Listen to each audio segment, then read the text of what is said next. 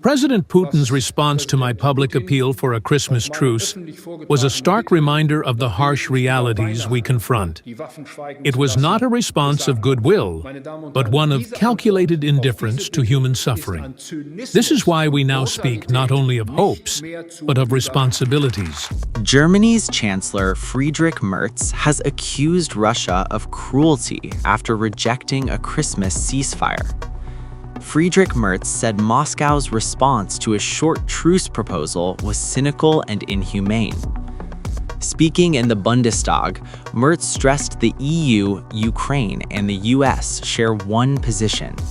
He said only a coordinated and fair peace plan can secure Europe's long-term safety.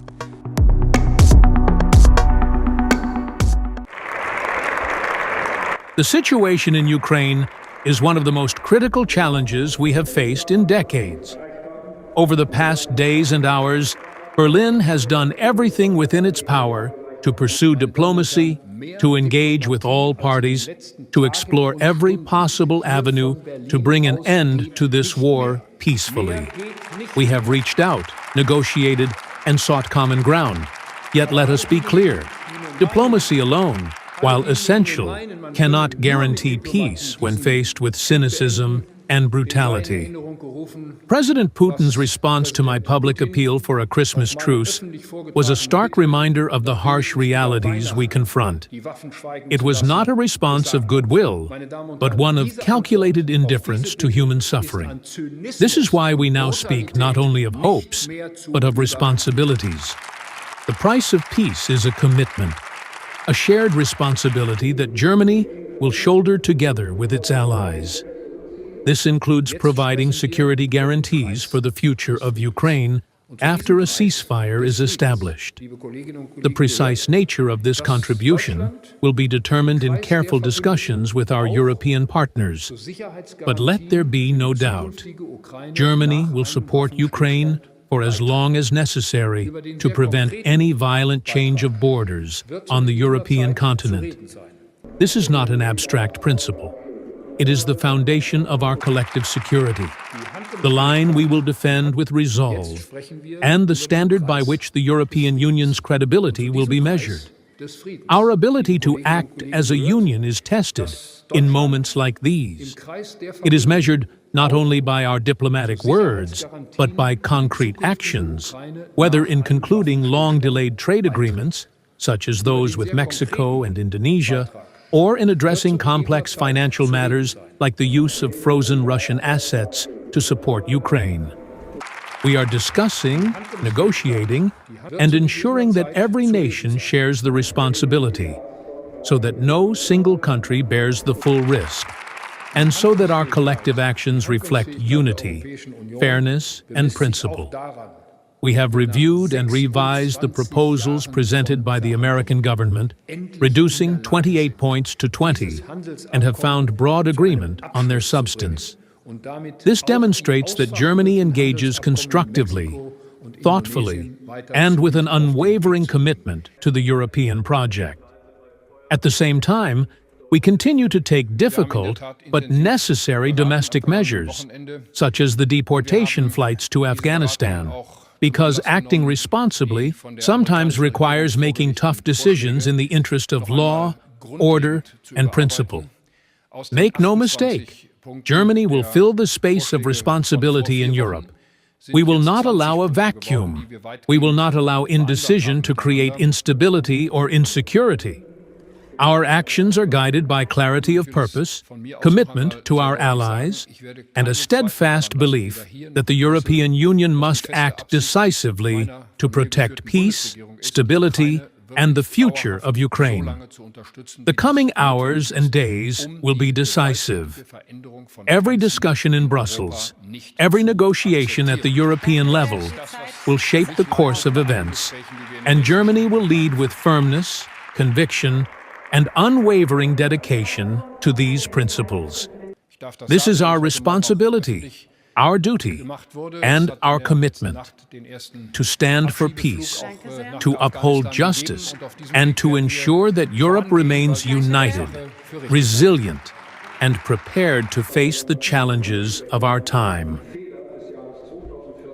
The Kremlin said any Christmas truce would depend on reaching a wider peace deal. Kremlin spokesman Dmitry Peskov dismissed short-term pauses as unviable solutions. He said Russia wants peace, but not a truce that allows Ukraine to regroup. If there is a desire among Ukrainians and it begins to dominate to substitute a path to a deal with momentary, unviable solutions, then we are hardly prepared to participate in that. That is why we want peace. We do not want a truce just to give Ukraine, so to speak, a breathing space and let them prepare for the war's continuation. We want to stop this war, achieve our goals, secure our interests, and guarantee peace in Europe for the future. That is what we want. Meanwhile, Russian President Vladimir Putin warned Moscow would expand gains if talks fail. Today, within the framework of this expanded meeting of the Ministry of Defense's Collegium, the objectives of the special military operation will beyond any doubt be successfully accomplished. We would have much preferred to achieve this and eliminate the fundamental root causes of the conflict through diplomatic channels. Should the opposing side and its foreign patrons refuse substantive talks, Russia will achieve the liberation of its historical lands through military means. The objective of establishing and expanding a buffer security zone will also be systematically pursued. We are absolutely prepared to engage in meaningful negotiations, and we are ready to find solutions for all the challenges and problems that have emerged over the course of recent years through entirely peaceful methods. The administration of the United States of America is demonstrating such a willingness. We are conducting a dialogue with them. I hope that the very same thing will also happen with Europe. It is highly unlikely that this will be possible with the current political elites. But in any case, it will be absolutely inevitable as we continue to strengthen ourselves further, if not with the current politicians, then with a change of political elites in Europe.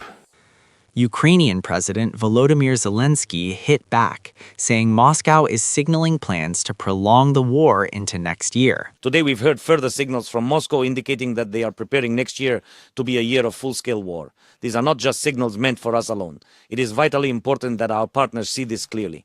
And it's equally crucial that they not only observe it but also respond with concrete actions.